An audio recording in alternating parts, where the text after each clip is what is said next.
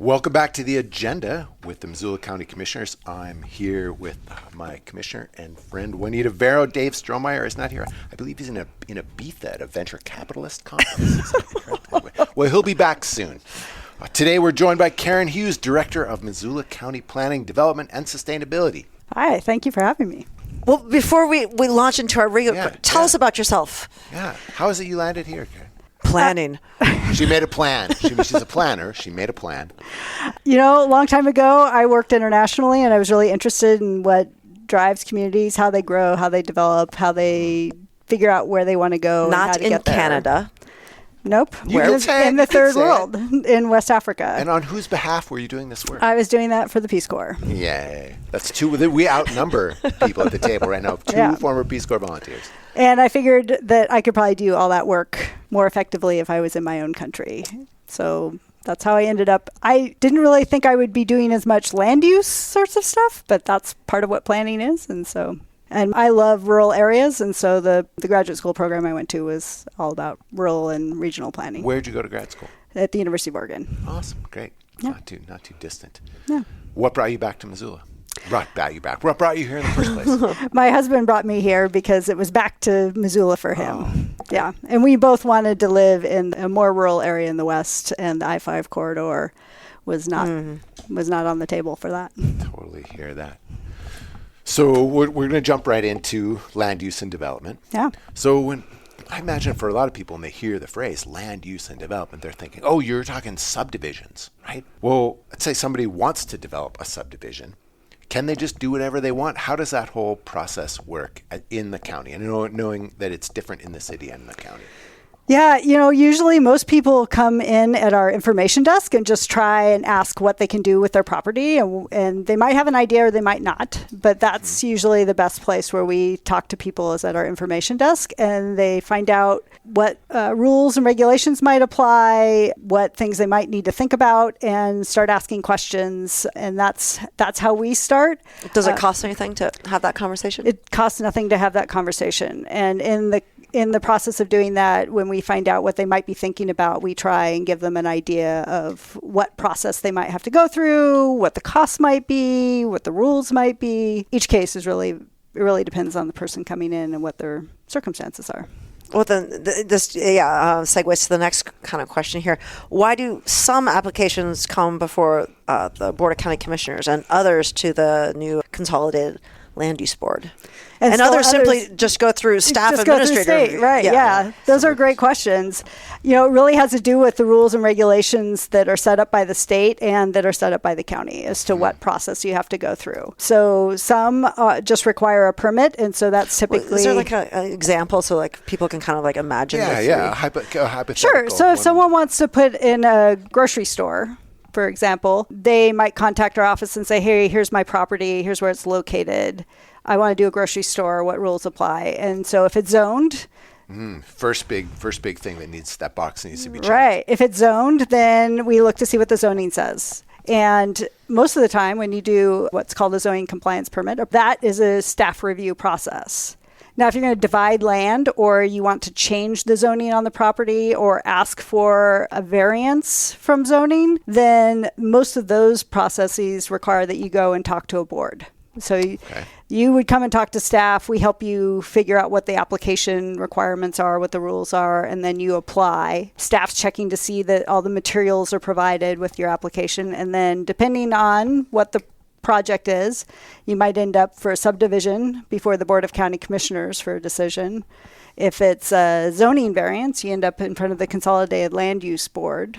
If it's to rezone a property, you end up at the Consolidated Land Use Board for a recommendation and the commissioners for a decision. So those rules are set out both in our local regulations and in state law. So you answered this already, but I'm going to ask it just to put a really fine point on it. Somebody could hear that and say, oh my God, that is just mired in bureaucracy. Why don't you guys just make a different system? Why don't you streamline this thing? Make it easy. Do we have the luxury of monkeying with this system?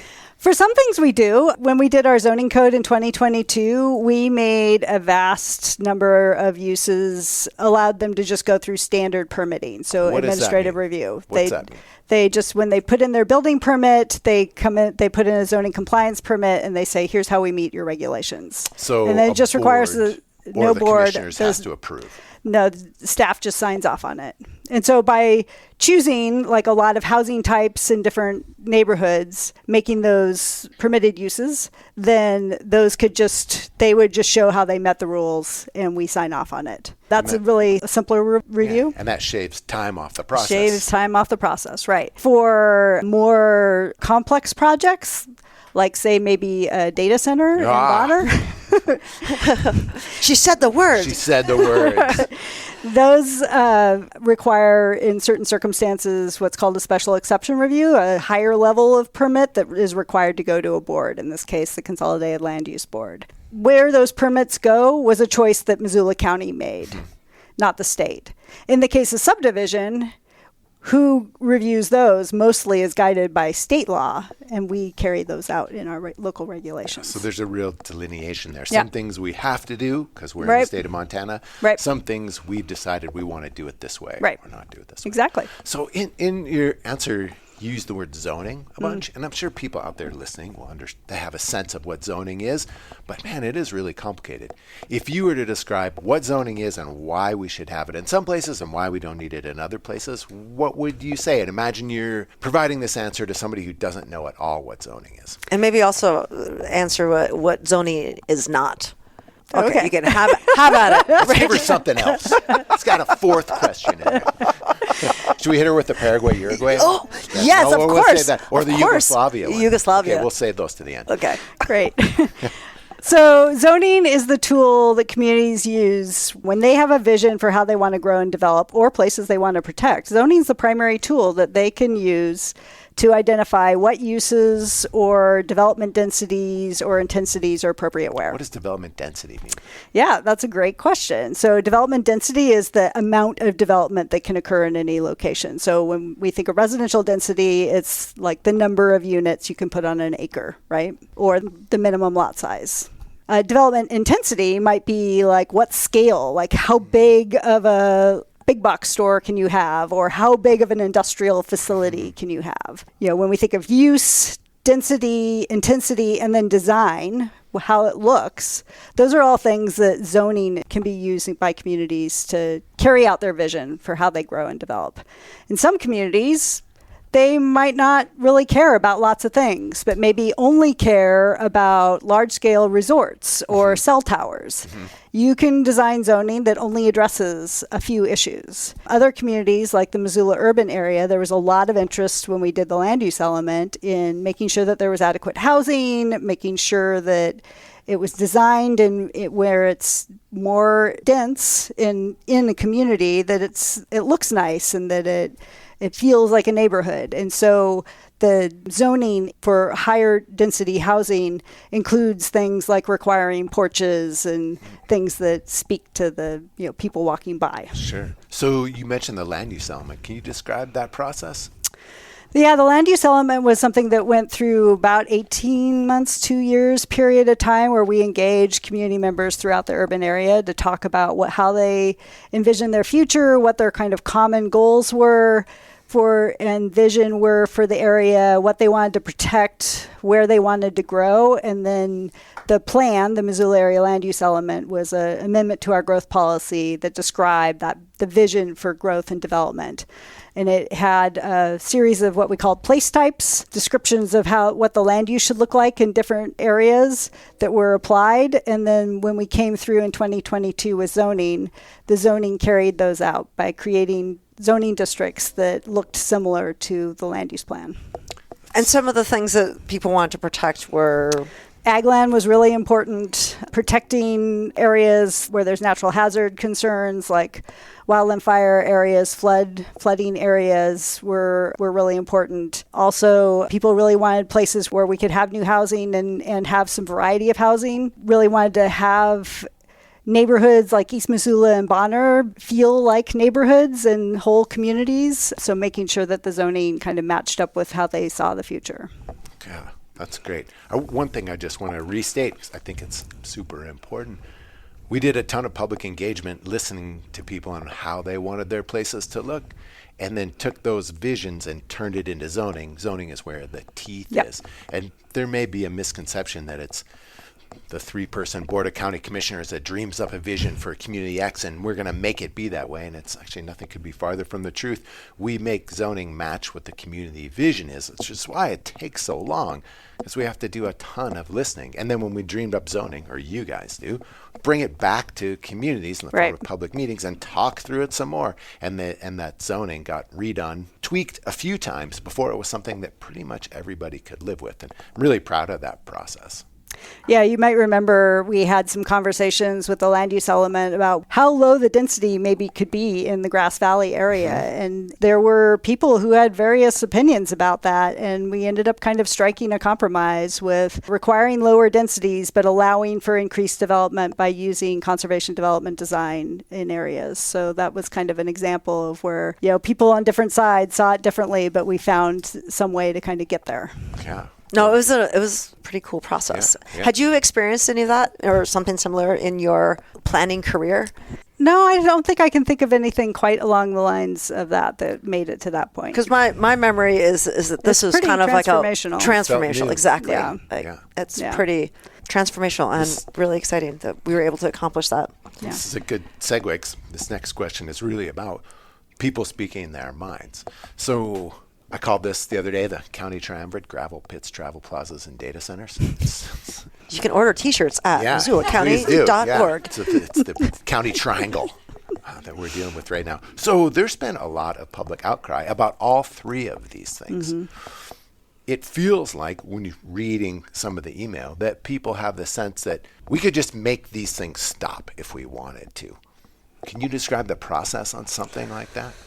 Sure. So much of Missoula County isn't zoned. So we talked about places that are zoned, but most of the county isn't zoned. So functionally, what does that mean? So in areas where there is zoning, we follow the zoning. And that doesn't always turn out exactly how people thought it would. And so we have to work through that. But we have to follow those rules. In places where there aren't zoning and there's a proposal for development and it's related to use, not subdivision, then we don't have any zoning to fall back on. There aren't those kinds of rules in place. So if a person owns land and the land is unzoned, they can do basically whatever they want with it. Yeah, they have to meet all the other codes like sanitation and building codes, but there isn't a land use review. Sanitation means they got to deal with their septic. They have to deal with their septic system. And they got a building permit if they're going to build something. But they can build a ball bearing factory or a fourplex. Yeah. Yep, that's why communities often choose zoning. It's not because it's easy. It's hard to compromise on values that might be competing a little bit, but that's why communities choose zoning as a way to make sure that they're okay with how development mostly turns out. And I could imagine if a place is very small and really rural and not growing and doesn't feel like change is coming over the horizon, you might not need any zoning because what your neighbor does doesn't really mess with you. Right. But when you have a lot of people living close to each other, what one person does absolutely messes with everybody else. And if you feel change coming, like, oh, look, a gravel pit, travel plaza, or data center is coming on the horizon, you might want to have some zoning. We all, not county commissioners, but we who live here, have a sense of what sort of thing is going to be where. Right. And the other side to that is that property owners who want some certainty about what they can do with their land also sometimes want zoning to help make sure that, well, here I have a vision for my property and I'd like to be able to do it. And when there isn't zoning in place, it ends up being a community conversation instead of there are rules and we all know what those rules are and we need to follow them. So is zoning permanent? Well, no, it's never permanent. It should always be something that you can grow and amend. It's good because times change. Times change, right? There's things that... talk about zoning over the last century because there's been a lot of... Yeah, that's a cool question. Over the last century? Well, I'm thinking of like Euclidean zoning was, had its heyday. The last century is only 26 years. Oh, you're right. Good point. But... zoning share how zoning's evolved. Yeah. As an example, in the 1970s zoning that we had before we adopted the 2022 zoning, we didn't have things like data centers or cryptocurrency mining or lots of other, they didn't have cell towers really. at that point. So lots of uses that we are thinking about and struggling with today weren't even considered as part of it. And the rule is you find something that's similar and you apply those rules to it. We didn't even have rules that were remotely similar, right? Also, in the 70s, there was kind of like a lot of difference of opinion about what housing was appropriate. Now people are thinking, I want some smaller housing. Maybe I'm okay with a little bit of density in my neighborhood. But we didn't really have rules set up for neighborhoods that had a mix of housing types. And so those are the kinds of things that have really changed over the years. Yeah. So can you go back to that other question? Could county government just say we don't like business activity X, so we're just not having any of that? Not usually. Usually you have to identify what rules apply and apply those rules and objectively review it against criteria. And if there aren't rules, like it isn't zoned, then you can't really review it. If there are rules, then it's not whether or not you like it or not. It's whether or not it complies with whatever rules are in place. So can we do an example, let's say, Sure. of the county triumvirate? You can pick which one you like, where people would be saying, I'll make some up. We have enough truck stops. They're awful. They're hotbeds of crime during the night and every sort of terrible human behavior. Let's just not have any more travel plazas. Right. Can we just do that? No, probably not. I'm trying to think of how that would work. So in most cases, you have categories of uses that are allowed, and truck stops would be a kind of commercial use, right? And so any place where commercial uses are allowed, if it's zoned, you have to allow the range of commercial uses. You might require them to meet certain standards. What would that be? What kind of things could we do to mitigate impacts from any type of You can development? limit the amount of asphalt that, of Acreage. the acreage that's paved. You can require screening and landscaping. You can limit or require certain things in relation to signage. You can require lighting that's downward cast so it's not shiny in people's eyes, like all of those sorts of things that you can apply in terms of design standards. And so in areas where it's zoned, if it's zoned to allow a truck stop, we can't say no, but we can require them to meet the rules, right? Got it. That, So we have that's to the write basic. thoughtful rules. And if there isn't zoning, we can't make them meet rules that don't exist. That's a really good one, too. Yeah. It's So- go go ahead. No, go ahead. It's an interesting question because there are things that we as a society need Right. and really don't like. Yeah. And it isn't hypocrisy. It's just humanity. Like no one wants to live next to something that's loud and unsightly or a hotbed of bad activity. Nobody would want that.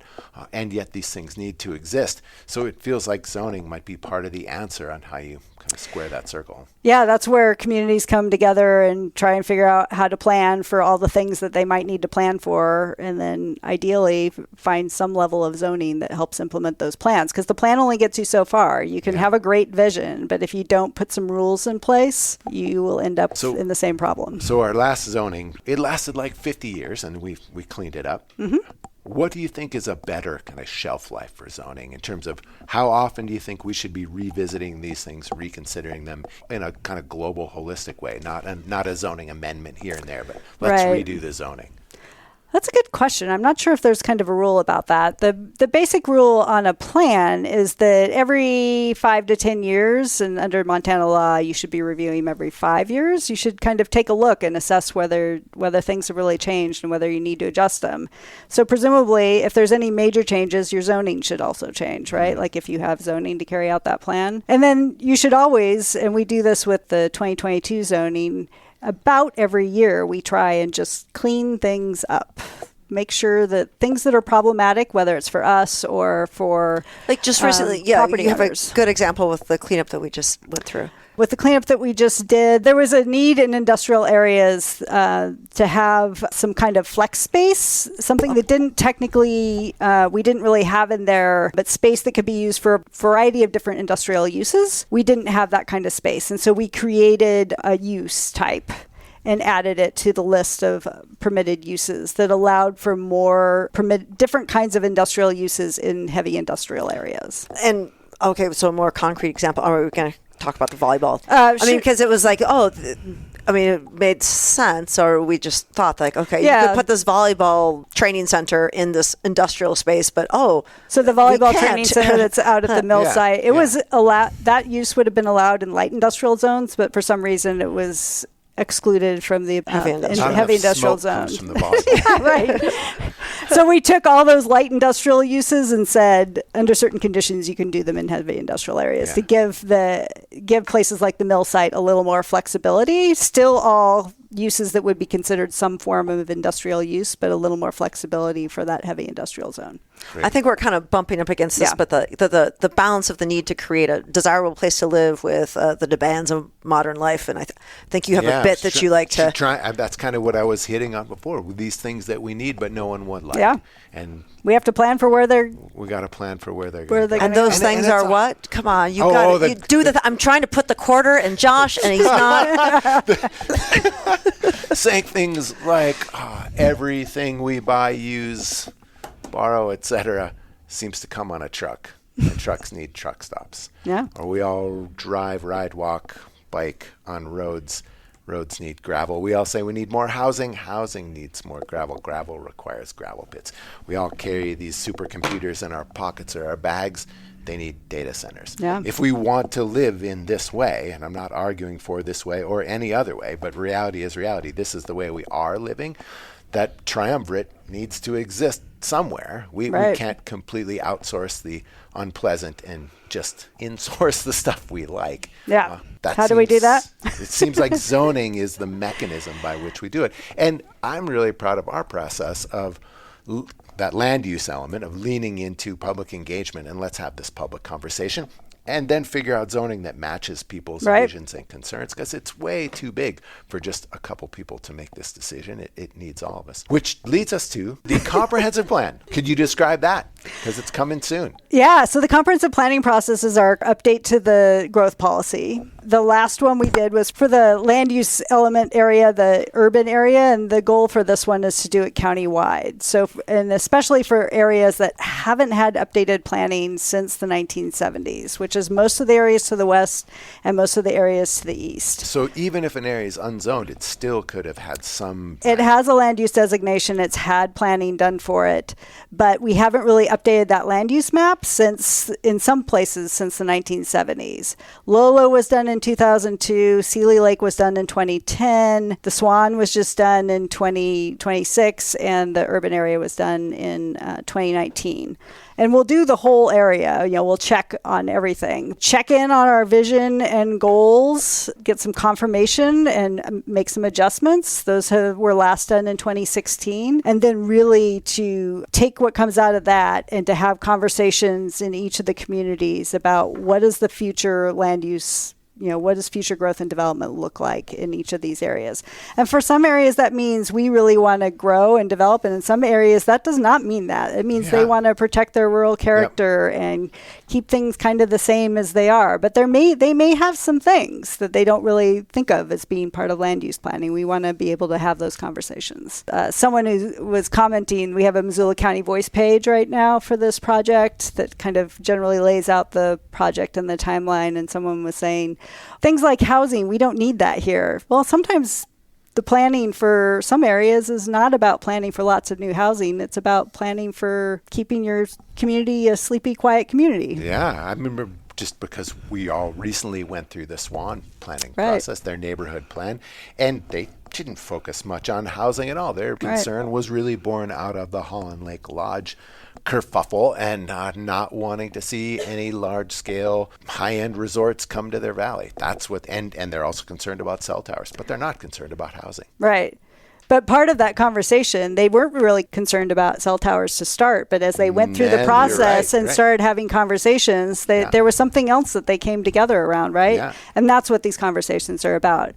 It may be about housing in one community, it may not be, but it's whatever is important to that community. So would this process necessarily lead to zoning? It doesn't have to, but we will be talking about zoning as one of the ways to implement plans, because it is really the only way that if there's something that a community is wrestling with in terms of use, that they can use. And don't you think that this conversation around zoning, people are more curious or interested in having that conversation than they were 10, 15 years ago? Oh, yeah, for sure. When we did the 2016 plan, we explored in our final outreach whether people wanted to work on the land use map part, and they were like, yeah. lukewarm, Yeah. right? So it didn't get incorporated at that time. It's changed. Every community in every neighborhood, it seems like there's something brewing where that- people in Lolo, people in Sealy Lake, talking about a sewer system. Doesn't matter where you are, people are talking about it, and these are tools that we have, and we need to figure out if they are going to work, and if so, how for communities. That county triumvirate has inspired people to get excited about zoning in a way I never would have Never would have imagined. guessed. Never would have imagined. So Karen, you described a really fantastic process with that land use element, and now we're looking at a comprehensive plan. In both cases, we spend a ton of time doing public engagement, hearing what people's visions are and their concerns, and then we attempt to mirror those things in zoning, and then we go back and forth with people on the specifics of zoning, and after a couple of years at this, we end up with some zoning we really like. Mm-hmm. We just saw a version of zoning begin to happen in Frenchtown, and none of that process was involved. Do you want to describe what happened? Well, at a very high level, since I wasn't down in the details, a group of folks in a neighborhood came together around concerns around the truck stop. And when they talked with our office, they decided to pursue what's called Part 1 zoning. It's a citizen-initiated form of zoning where citizens petition the county commission to put zoning in place. And they did kind of a short-circuited version of what we do in a bigger planning process. They talked to their neighbors, they talked about what they liked, what they didn't like, and they talked to our office about what some of the options were. They used existing zoning districts that we have in our zoning. They used our existing zoning resolution, and they put together a package that said, for this area, we'd like these districts and these locations and follow all the other rules of the zoning code. And they took that around and had people sign a petition, and they brought it to the county, and we verified it, and it went through the Planning and Zoning Commission and then the county commissioners. Their goal was the same. It was kind of a neighborhood-oriented group of folks who wanted to do the same thing we do in our bigger, wider processes. But it was really done, with more limited staff involvement. We were there consulting with them, helping answer questions, making suggestions for things for them to think about all the way along. But they were the ones engaging their own neighbors. This seems like it hadn't happened for quite a while. Yeah, I can't remember when the last one was before that. Yeah, so this was really it's been a while. Inspired by one of the county triumvirate and people saying, I don't want this. Yeah. We don't want this in our neighborhood. Yeah. Or we want our neighborhood to look like something else. Yeah. It's hard I don't want to put words in people's mouths. Right. But that's what the effect was. Yeah. I mean, I think we're hoping to do that on a county-wide scale through this planning process where we engage community by community and have some of those good conversations. Yeah, so how can folks stay up to date with that comprehensive plan update? Well, we do have a Missoula County voice page that's got the basic information, and people can sign up to track that project there. We are in the process of hiring a consulting team to help us do outreach, and we're planning on doing community meetings starting early this fall. Fantastic. Yeah, so Great. we'll be out talking to communities. And we'll do that for about 8 months, is that right? Well, we'll have a better idea once we get the consulting firm what the timetable looks like and what the process looks like. And so hopefully at that point, we'll get a better plan in place, a more detailed plan in place. Usually to get a new plan done, it takes at least a year to 18 months, but we'll be actively working on it through that time period. And we'll have a better idea late summer. And it'll really be up to those communities, but I personally really hope that all of the small communities involved want to see those visions and concerns and plans enshrined in zoning, so then there's some teeth to all that good thinking. That's right. Yeah. Yep, we hope to have good conversations. And I think when people get a little nervous when they see the county zoning regulations, they're kind of a thick book. They were designed for the urban area. They weren't designed for more rural communities. I think that was maybe one of the harder things about the Frenchtown effort is that they were using our existing zoning, and it's pretty detailed. That in more rural areas, we may come up with some very different ways of putting zoning together. Yeah, they can be much simpler. For sure. The Swan, it does not at all look like Bonner. Like these are really different places. Exactly. Wonderful places all, and people choose to live there for different sets of reasons. And they should have zoning that reflect those places, not one size fits all. So Karen, often people hear about a proposal that they have really strong passions about. What's the most effective way for folks to actually see some change based on their comment? What should they speak to? That is a great question. For those projects that go to the Consolidated Land Use Board or the Board of County Commissioners, and those usually have a voice page set up, there we try and have those review criteria. Those review criteria are what we have to make and what you have to make findings based on. So this is what Dave likes to refer to as a decision space. These are the things you can decide on. We can't say, oh, I'm going to go back to shoe stores. I just hate the smell of feet, so no shoe stores. We can't. But if I got 5,000 people from all all over feet who haters. also hate shoes and feet, and they're really loud. It doesn't matter how loud they are. Yeah. The hate of shoes and feet is It's not going to fly. They need to speak to something within that decision space. And I'm going to make stuff up. Does this affect wildlife? Or does this affect riparian areas? Or whatever the criteria actually are. Right. So it would behoove people to learn what the criteria are about that defines the decision space for any specific decision, and then speak to those criteria. Absolutely. And the more detailed information, evidence, if they have a study that they want to share, that is even better. We can't just go based on impressions or opinion. Like, it has to be fact-based information that we rely on in That's really good. making those decisions. Good. Thank you for that. Okay. Well, before we close, can you share a good book or a nugget of wisdom that you've come across recently or that you carry with you? And I also have, after this, I have a customized Karen Hughes question I'd boy. like to ask. Maybe we should start with that. So Karen and I have talked about cooking quite often, also about being in other parts of the world, because these are two things we share. And Karen has this incredible tradition. And I have to say, when I get these menus from you, I'm in awe. And then I share them with my spouse, and we're like, oh my God, over this. So on her birthday, she Karen basically creates a feast, not a meal. I would say a feast, a multi-course event inspired by the cuisine of some faraway place, and then invites friends and family. And they it looks like it would take 2 hours just to eat the food. It must take a couple days, and no exaggeration, a couple days of preparation to make such a thing. Or a week. Or a week. See, there you go. So how do you decide which cuisine is going to be it for this birthday year? Oh gosh. It usually starts after Christmas, and I usually Wait, when's your birthday? Karen When's your birthday? I have a spring birthday. Okay. So I have As I do, so I know that. end of As do March. I. And Yeah, so right, yeah. usually I'm scrolling through the latest and greatest reviews on cookbooks and reading about different places. And sometimes I have an idea and sometimes I don't. Sometimes it's inspired a little bit by current events. I often will choose places that are, conflict-laden zones, in part thinking about what's this place really like, and knowing that food is something that binds us all together. Sometimes those are fun places to explore. What'd you do this year? Parsi. Where's Parsi? So the Parsis are a group from Iraq that, as the Arabs moved in the 7th century, they moved into that area. They migrated through the area of the Straits of Hormuz and into India, mostly near Bombay, although they've moved around in India as well.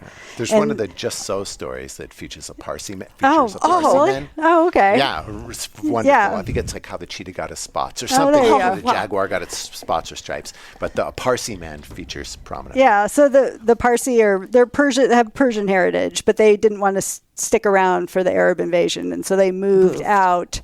So they have kind of this Middle Eastern influence, but they also have strong influence from Indian cuisines in the different region. And India's big, so it's lots of different regional cuisines that's influenced them, plus all the East Asian and European influences that they've kind of gathered along the way. Best, so the best of everything. The best. Super cool. And their traditional New Year celebration is at the spring equinox, which is right around my birthday. And so I did kind of a New Year's celebration for my birthday, essentially trying to put together the menu. Some of the dishes? Sure. We had, Just what they are rather than the name, because the name will not mean anything to me. We had some pomegranate drinks, like a pomegranate Kir Royale and spritzers. We had roast cashews with ajuan. I don't know if I'm saying that right. It's a spice. It tastes a little bit like caraway and dill seed kind of together.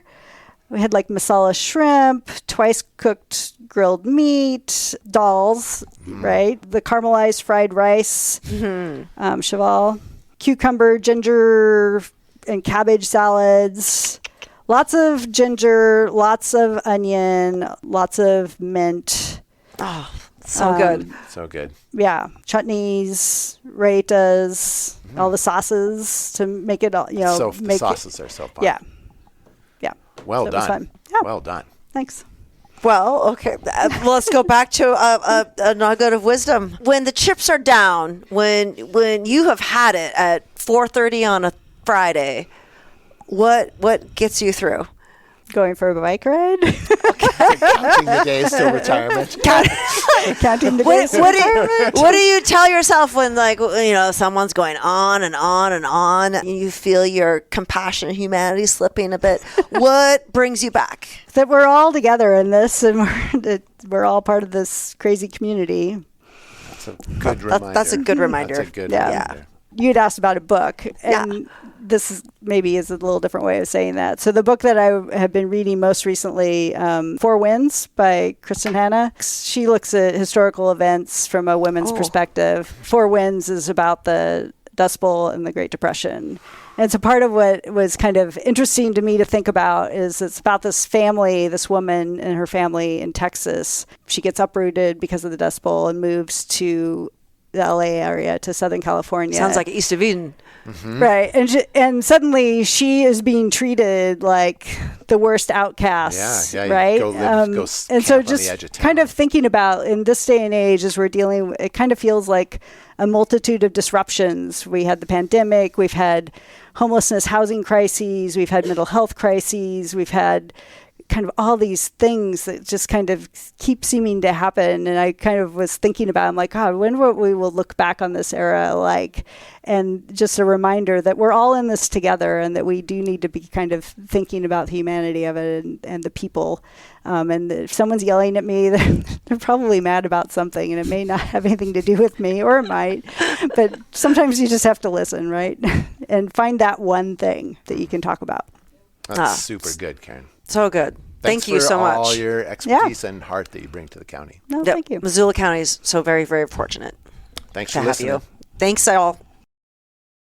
Thanks for listening to The Agenda. If you enjoy these conversations, it would mean a lot if you'd rate and review the show on whichever podcast app you use. And if you know a friend who would like to keep up with what's happening in local government, be sure to recommend this podcast to them. The Agenda with the Missoula County Commissioners is made possible with support from Missoula Community Access Television, better known as MCAT, and our staff in the Missoula County Communications Division. If you have a question or a topic you'd like us to discuss on a future episode, email it to communications@missoulacounty.us. To find out other ways to stay up to date with what's happening in Missoula County, go to missoula.co/county updates. Thanks for listening.